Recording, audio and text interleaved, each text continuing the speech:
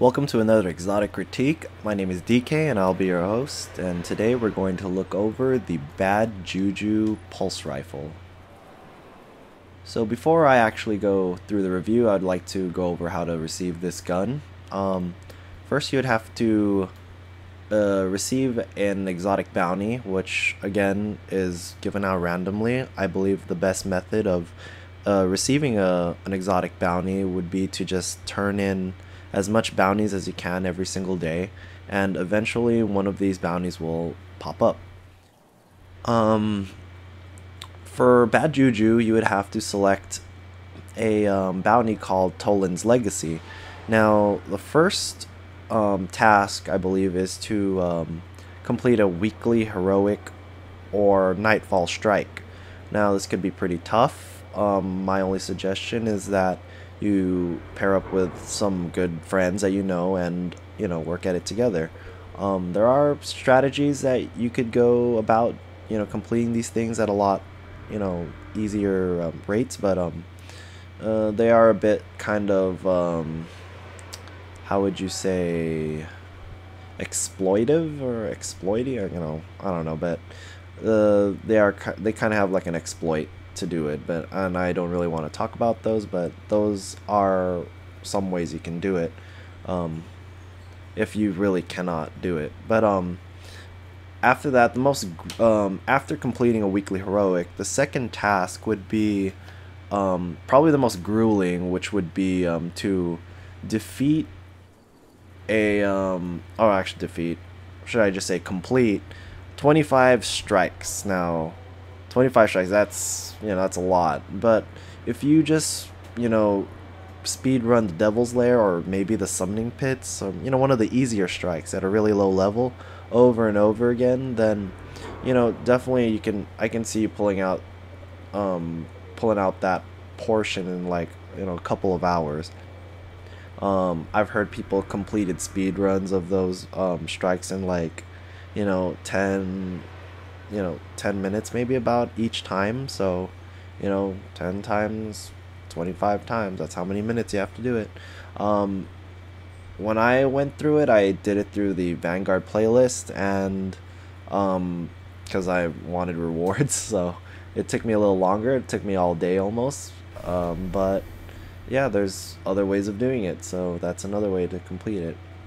The final task is to well, it's kind of misleading the way it's worded, but it says kill 10,000 guardians, but what this really means is it's kind of like a point total. Like every guardian kill, I think, is about 75, and I think for every warlock kill it's doubled or so, or you get a little more points for killing warlocks. I'm not sure exactly how many, but yeah, this has to be done in Crucible, and I do not think there is a penalty for deaths, but yeah, just 10,000. It could probably take a couple of games, but depending on how good you are at PvP. So my recommendation is to just keep playing it, just pull through it. If you're not that good, just keep playing. I mean, kill death ratio is only a number. Just push through it. After that, I believe you just turn in the bounty and you'll receive Bad Juju. Hooray! So now to the actual review of Bad Juju. So the thing that this gun has, like, just straight from the get-go, it's full auto. You can hold down the trigger if you want, even though I wouldn't recommend it. And kinetic damage, of course, the type of damage it does. I wish it had some sort of other elemental, but what can you do? First of all, before I actually go through this, I want to say this gun, it really lives up to its name, Bad Juju. It's really not that great from my personal experience. When I'm going to talk about this gun, I'm gonna try to talk about it positively, and the only way I can do that is to not really mention too much PvP. I will say that the gun does have its moments. String of Curses actually has some uses in PvP. but I would say for the most part this gun does not have a presence there in the Crucible. At least not yet. Keep waiting though, do not dismantle this gun. I believe Bungie knows that this gun is underpowered and they are working on a buff, so just hold on to it. Maybe one day it'll become a monster. That is bad juju.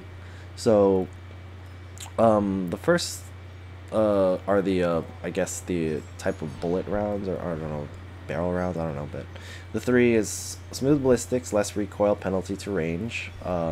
Soft ballistics, less recoil, penalty to impact. And then the last one, which I think is the best, predictable and controllable recoil, the penalty to range. I don't think this gun really needs much range. I don't know. It feels like they were trying to go for some sort of SMG type of gun where you hip fire and every time you get a kill, your magazine would reload, so you could just keep firing. That's kind of, I feel like, what this gun was meant to do, but it isn't doing it quite well, because with the 15 shots, I mean, it's a 3-burst gun, so 15 shots is about 5 pulls, and, oh wait, 5 pulls. No, it's a, yeah, no, yeah, 5 pulls. So, I find myself, unless I hit all bursts onto my target in Crucible, I do not get the kill, and therefore I have to reload one shot before the guy's dead, and that gets me killed a lot. But I think predictable and controllable recoil is a lot more useful than the other two. I'll tell you why in a little bit. It's mostly PvE purposes. So yeah, again, the next would be hipfire, has bonus accuracy while hip firing. I believe they wanted this gun to be some sort of submachine gun type weapon, run and gun, but it's not working to that kind of appeal. I kind of use this gun as a, in PvE, a pick and choose kind of gun, like, you know, target the soft spot, kill the guy, you use precision kills to kill him, to instantly reload, so you can just keep aiming down sights and killing, you know, enemies one by one, while, you know, I don't know, I don't really use the hipfire too much, is what I'm trying to say, I guess. Yeah, and then you get an upgrade damage here, and then you get round, you get, I mean, I don't know if they're round types, but you do get another kind of altercation here. So you get armor piercing rounds, where I can see this gun being quite useful with this to penetrate through multiple enemies, but I find the kick of this gun to be kind of hard or kind of tough to control. So, well, I don't know, that's just me probably. I like it staying on target rather and just making sure I hit the precision shot. So I don't know, I guess it's really preference. Same with Send It. I don't know if the gun actually needs range. Like I said, I prefer stability with this weapon. And perfect balance, yeah, that's why I chose it, because, yeah, much more. I found it to be a lot more pleasurable to shoot with perfect balance. Now this is probably the, what I like to call, meat and potatoes of the gun. String of Curses. Weapon reloads instantly and increases damage for a short time after each kill. Now, see, that could be really cool if the first 5 bursts can kill someone in PvP, but I find myself being one shot short from getting that kill. I know if I was more on target, probably could kill the guy, but I mean, it's very situational. Like, you have to really have a mindset of like, okay, I have to hit every shot, and then you'd also actually have to have some skill. So I don't know. I think the gun is a little hard to use. I mean, I am okay at Crucible. I'm not amazing, but you know, I do want a gun that's a little more reliable. But I have to say though, PvE, the reason, so after all that bad stuff I was saying about bad Juju, the really great thing about this gun, and the reason why I find this gun to be actually fun to use in PvE, is because I think it's the ultimate weenie killer. It kills, like, you know, the weaker ads like dregs, vandals, the normal goblins, not the hobgoblins, but just the normal ones, like, you know, all the weenie guys. It kills those guys so efficiently. It's just fun to shoot. I think that's at least one good reason for this gun to be kept. I mean, until it gets buffed.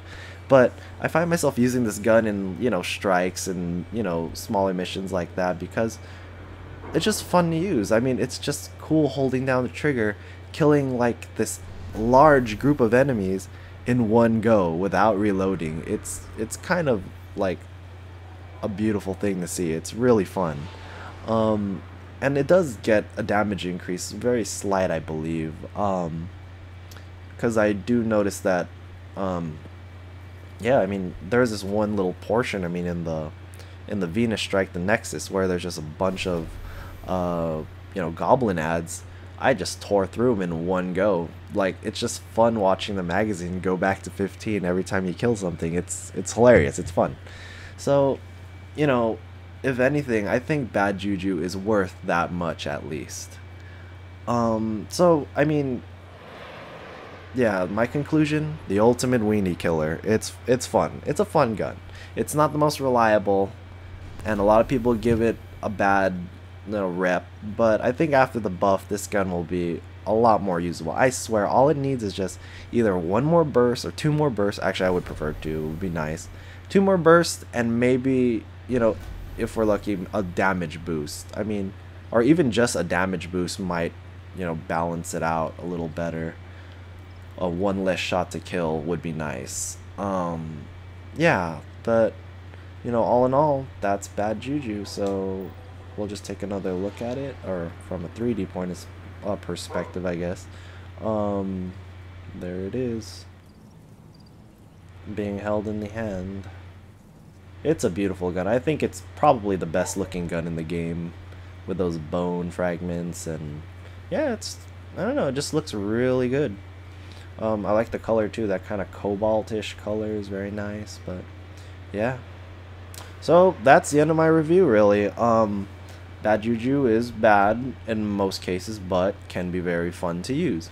And with the buff coming up, I think it's, it'll be a lot better. And I will make another video, hopefully, when it does get a buff, and to compare it to the past and to the present. So, I guess just the last note, my videos are going to come out quite slow. I do level these guns as far, up to their little special attribute, so that I can at least show off like why this gun is different or cool.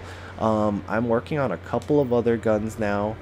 I have Thorn. I haven't even started leveling that. I have a Pocket Infinity fully up to Pocket Infinity, so I could show that off. I need to just run tests on Crucible, and PvE so far it's been really nice. Super Good Advice is going a little slow. It's almost there. So I'll let you know how well that works.